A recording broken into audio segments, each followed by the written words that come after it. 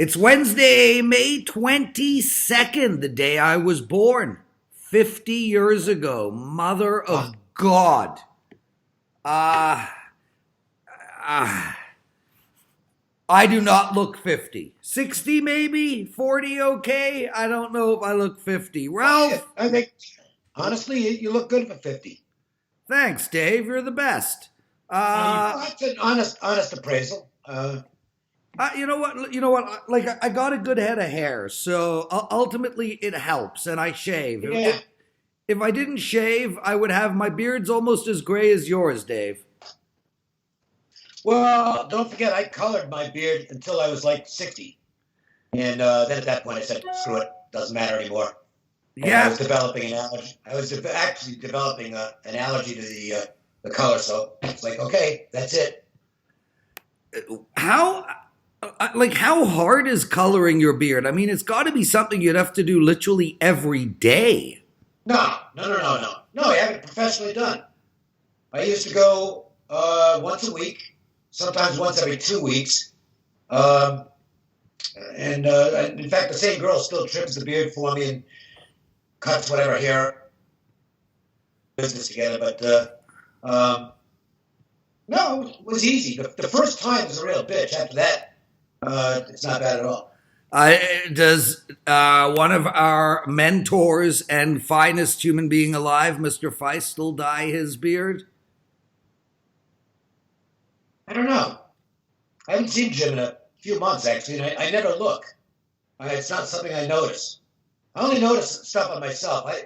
I notice women and myself, but I don't notice, and what I see on myself sucks. But I never look at other guys. I can't tell you what anybody's doing.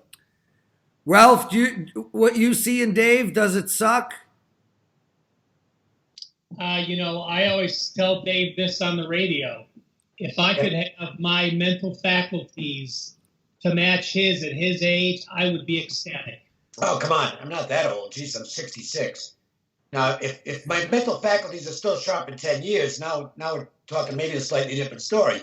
Not to get into politics, but really, is this again? We're going with 70-year-olds. I mean, you got to be kidding me! Jesus Christ! I'm not taking a Republican or a Democratic stance, but in a country of this many people, you got to do better than septuagenarians, okay? What are you talking about? Get some young people to run for office. Yeah, me, 50. I'm in. I'm game. That must be the ideal age to me. Somebody in their 50s would be the ideal age to hold the presidency. You're still at peak form mentally. You're in good shape physically. I don't know. I mean, 70s, and I'm in that realm now. I'm in that wheelhouse, so I can comment on that. No thanks. Okay, boys, let's get to it. Before we start, Dave, big night last night. 3-0 in your baseball releases. All of them dogs. Congratulations. Your run continues. It's awesome to watch. It's fun. We're having a little bit of technical issues. Dave? They all come. What that was? Little League defense. And the other one was the Oakland A's, and they led most of the game. So, good night. Well, before we get to you, I just want to make mention to everybody. We're in the summertime, but come somewhere in August, all of these shows are going to change. Firstly, we're setting up a studio in my house. It's going to be very professionally done. As well, I'm going to be redoing my internet, my modem, my everything, so we're not going to have these tech issues anymore. And I will even dress better for these upcoming shows. So stay tuned, everybody, because getting a green screen, getting a soundboard, getting a much better mic, and I'm excited about it, brother. Ralph, how you doing? Doing good. Couldn't quite match Dave's day yesterday. Did go 1-0. Had the Cubs score a couple in the ninth to get a win back. It's nice when that happens. We know they go the other way a lot. And I do have my 5% game of the month going today at WagerTalk. $30, 150% guarantee if the game doesn't cover. $45 back or any money spent to use on a Cal Sports player package. Nice, dude. Good luck on that play. Some more quick things. There's no Morning Joe today as there's no basketball tonight. There's no puck time as there's no hockey tonight. And the Tony Finn alert continues. Yesterday we talked about his massive run. He swept 2-0 yesterday in his baseball. He is now on an 8-0 and 17-2 baseball run, which is utter ludicrous. Oh my God, it's so good. And he's got a game of the week up at WagerTalk.com. So lots going on. Brian Leonard is killing it. Just exciting times, man. And what am I doing for my birthday? I picking up my kids as soon as the show is over and going out for lunch, then coming home, working, going to the gym, and going out for dinner. Nothing special. So now, is there any shot at all that there's a surprise party in store for you? Well, no, because I organized my own party on Saturday night. 70 people coming, DJ. We rented out a bar. Nice. No, and I can't stand. I don't. Oh my God, I never want another surprise party ever. I hate them. Colorado Rockies. Dave, we'll go to you first. 4 games under 500, playing the Bucks. 24-21 on the season. Up 6.5 units on the money line if you've bet Pittsburgh the whole way through. Pittsburgh's a slight dog tonight, 105. The over and under is 8 in this spot. Gray on the mound against Durapo. Dave, where are we going? Well, Montana Durapo will open for the Pirates. This will be a Johnny Holstaff for Pittsburgh tonight. It's going to be all bullpen guys. So, it might be an advantage for Clint Hurdle to be able to mix and match who he wants to bring in for like the first 7 innings, depending on who the Rockies are going to be sending up to the plate. Durapo's kind of interesting. He's not really a prospect, but he's come from out of nowhere and is pitching very well for the Pirates. He's not a big guy. By today's standards, 5'11" is definitely not a big guy. And he's got 3 pitches, doesn't throw real hard. He's got a good slider from what I've seen. So he's done well since being called up. So 2 or 3 innings out of him, and then we'll see what happens after that. John Gray remains one of the more enigmatic pitchers in baseball because he's got really good stuff. But it just seems game after game after game, he'll have that mistake inning. He'll give up a home run, sometimes multiple home runs, and he ends up, with a negative number.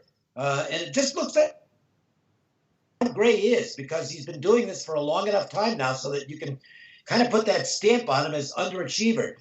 I would lean to the Pirates in this spot, getting a price at home against Gray, who is clearly not in his best form right now. Ralph Michaels, quickly, what are your thoughts on this game? Completely agree. Gray has allowed runs and he's allowed 9 walks in his last 4 starts. I don't think the Rockies are worthy to be an away favorite. I could only go Pittsburgh and lean over. He's Ralph Michaels, Dave Cokin, I'm the Prez. All 3 of us are found at our home, WagerTalk.com. Lots of news coming at WagerTalk over the next little while, so stay tuned. And remember, these shows are going to be fine-tuned for this coming football season. Baltimore hosting the Yankees, Ralph. Baltimore just can't get going. This team is a disaster. We expected it at the start of the season, and it's continued. They've lost 4 in a row. They've lost 7 of their last 8. They're playing the mean, mighty New York Yankees on a 3-game win streak, 7 of 8.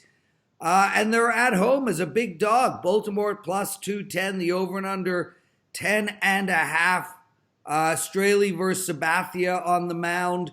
This CC, every time you think he's done, he comes back and pitches a gem. Where are we going, Ralph? He does. I want no part of the game. Obviously, the Orioles just struggling. 5-17 as a home dog. But I look at CC, he does have a 4.7 road ERA compared to a 1.71 at home. The only way I'd look at this game is look at the over. Dave Cokin, any quick thoughts? I should have played the Yankees last night. And that was such a demoralizing loss for Baltimore on Monday. And they figured to get killed last night, and they did. I wouldn't bet Dan Straley. If you handed me the money and insisted that I just put it on Dan Straley, I'd just throw it back at you. He's arguably the worst pitcher in baseball right now. Boston on the road playing Toronto. Toronto played great last night. Pitched well, hit well. They won 10-3.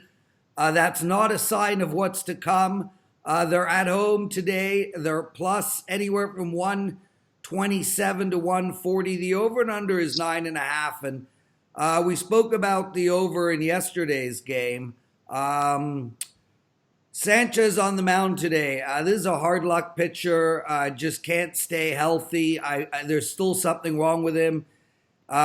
He's not that good. Yeah, that. Although he's got a massive ego. He's playing Porcello. I didn't know that. Oh no, Sanchez thinks he is hot shit. Oh, okay.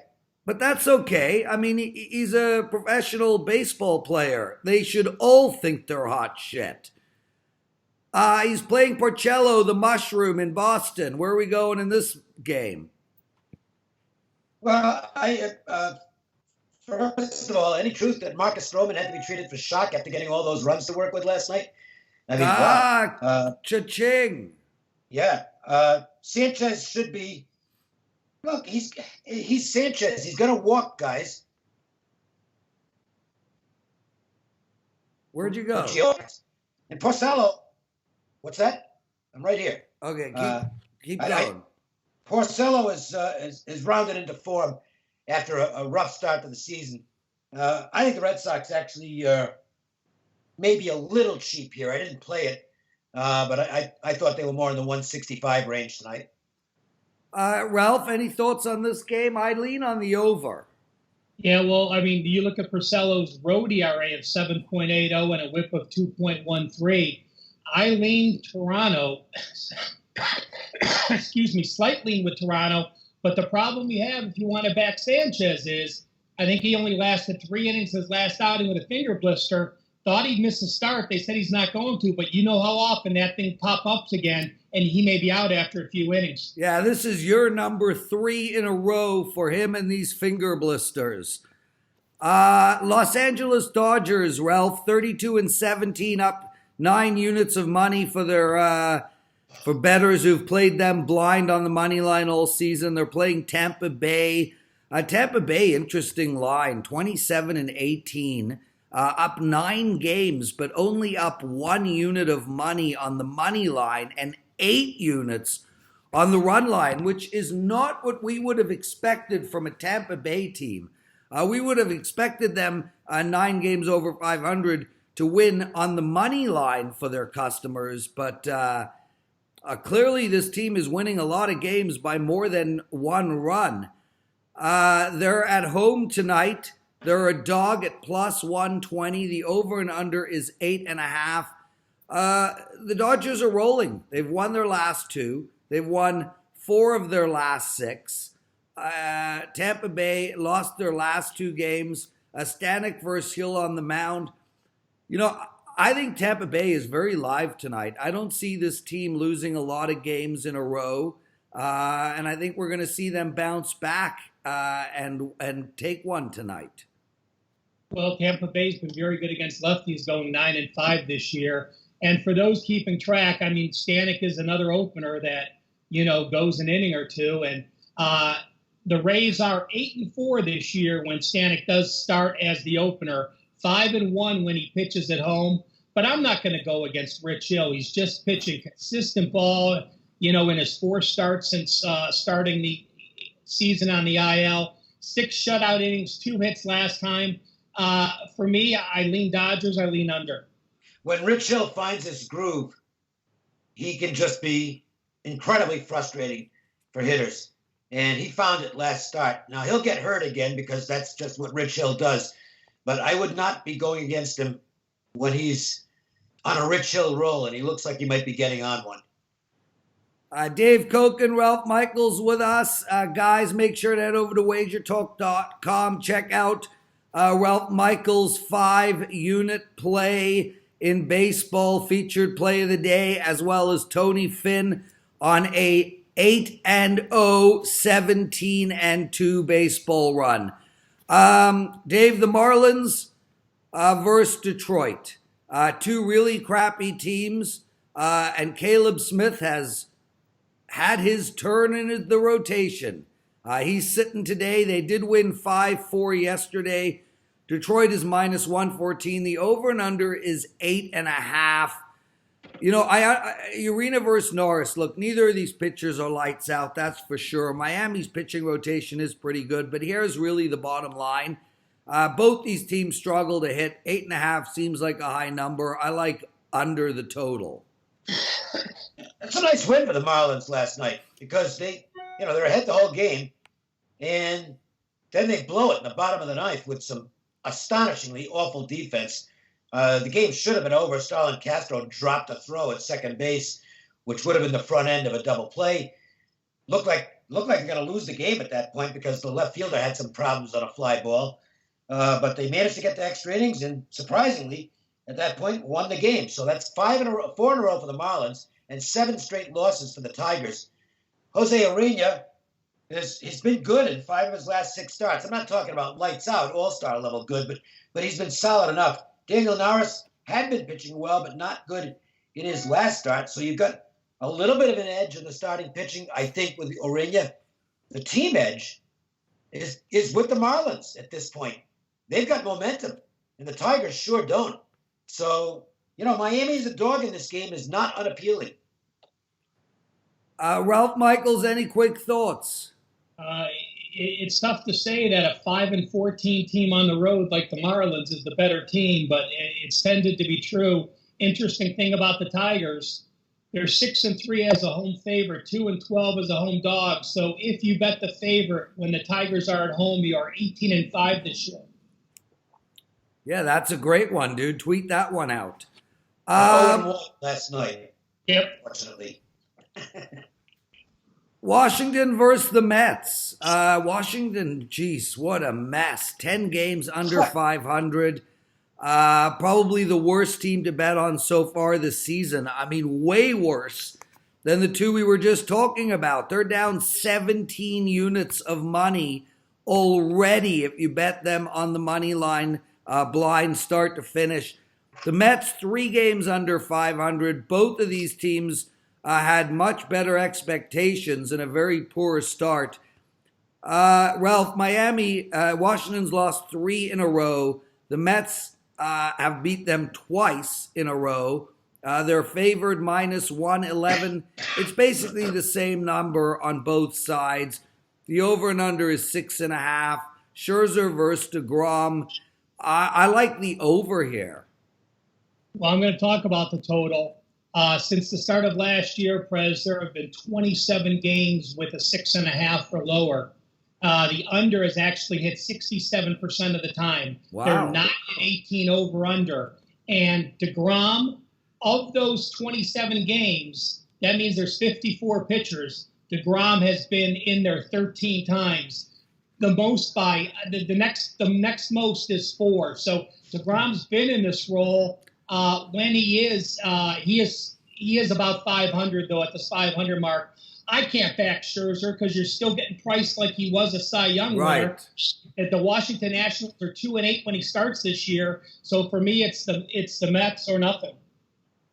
Dave, any quick thoughts? No, not to speak of. I mean, neither pitcher's in what I would call his top form, but even when they're not in top form, both Scherzer and DeGrom are outstanding. But the bullpens are just, especially the Washington bullpen, are just horrific. I don't know. It looks like it's priced right to me. I would say that the Nationals should be about 115, and that's about what they are. Kansas City on the road playing St. Louis. Kansas City, terrible, 16-31. St. Louis, 1 game over 500. St. Louis is a big favorite, minus 180 in some areas, 168 at Penny. The over and under is 9.5. And we got Wainwright versus Bailey. Both extremely inconsistent. But Bailey is back to his form of being a disaster. Dave? Not really. He's been pretty good in 3 of his last 4 starts. Not good in his last start. It's the second game of a doubleheader, and I don't even look at that until I know what's going on in the first game. Yeah, and Teddy and I talk about that a lot. Ralph, unless you've got some great stat, let's skip this game. Walker at home, 7.2 ERA, 2.0 whip. Yeah, but Walker's pitching the opener. This is the second game. Oh, my bad. Okay. Okay, let's move on to the Phillies versus the Cubs. Walk-off win last night for Chicago, 28-18, versus Philadelphia, 28-20. Chicago is minus 160, the over-under 10.5. Hamels versus Irvin, this number looks high to me. I like the under, and, you know, how live are the Phillies, Ralph? I agree with you, Prez, in this game. I like the under. The current form of both pitchers, both guys lefties on the mound. Irvin pitching great. Hamels, just doing what he's supposed to do, keeping him in the games with a 3.13 ERA. Yeah, Hamels is slightly above average still. He's not a 1 anymore. He's probably not a 2, but he's crafty enough and smart enough to be a decent number 3 starter. I don't know about Cole Irvin. Watched him both starts. I think he's a real smart, cerebral kid who's going to find a way to kind of survive, but I don't think his stuff is good enough. I think eventually he'll be a bullpen piece for the Phillies, and the sooner the league catches up with him, we'll see. I think the league will catch up to him at some point. Now, the Cubs haven't seen him, so they might struggle a bit with him, but he's not a guy that I've got down as a big-time prospect. Chicago White Sox against Houston. Houston just rolling right now. What? Wow. I mean, how do you get in front of him? Well, you beat Boston in the 3rd game of a series, and you win 4-3. Yeah, I mean, Houston, 1 loss in the last 10, and even is better than that. I mean, this team is so good. They can hit, they can pitch, they can manage, and they're just beating teams up. It's not, 5-1, 3-0, 7-3, 3-1, 5-1, 11-4, 8-1, 15-5, 11-4. Oh, here they are. There's a minus 400 at guts.com, minus 330, 375. It's all over the map, this number. 8.5 is the total. Cole versus Nova.